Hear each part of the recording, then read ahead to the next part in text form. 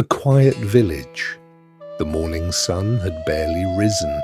People gathered along a dusty road, waiting for the arrival of a man whose presence alone brought peace to troubled hearts. That man was Gautama Buddha.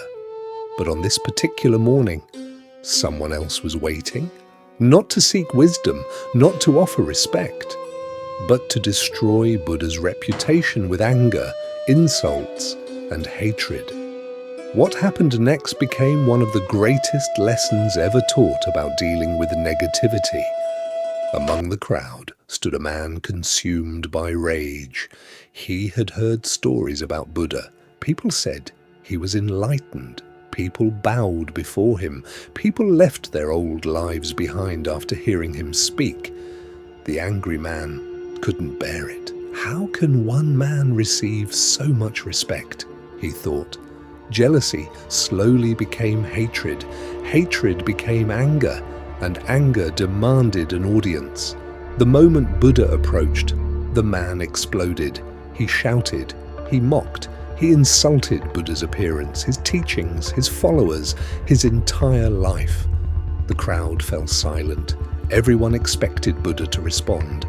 Minutes passed. The insults continued, not once, not twice, but over and over again. Yet Buddha remained completely still. His breathing never changed. His face remained gentle. There was no anger, no pride, no desire to defend himself. The angry man became even more frustrated. "Why aren't you answering me?" he shouted. The crowd waited. Finally, Buddha spoke. Buddha looked at the man with compassion. Then he asked a simple question. "My friend, if someone brings you a gift and you choose not to accept it, to whom does the gift belong?" The angry man frowned. "The person who brought it," he answered. Buddha smiled. "In the same way, you have brought me anger. You have brought me insults, but I do not accept them, so they remain with you." The entire crowd fell silent. In that single moment, the man's anger had nowhere to go. Most of us spend our lives accepting gifts we never wanted. Someone criticizes us. We carry it for days. Someone insults us. We replay it again and again in our minds. Someone rejects us. We allow that moment to define our worth. But Buddha's lesson is profound. An insult only hurts when we decide to carry it. The words belong to the speaker. Our suffering begins only when we claim them as our own. Peace isn't found by controlling other people. Peace begins the moment we stop allowing others to control our minds. Modern psychology tells us something remarkably similar.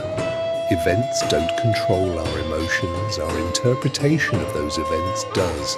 Two people can hear the exact same words. One becomes angry, the other simply smiles. The difference isn't the insult, it's the meaning they choose to give it. More than 2,500 years ago, Buddha understood what science would later confirm. Imagine what your life would become if every insult stopped at the person who spoke it, if criticism no longer stole your peace, if other people's anger no longer became your burden. That is the freedom Buddha was pointing toward, not changing the world, but changing your relationship with it. So the next time someone offers you anger, remember Buddha's question.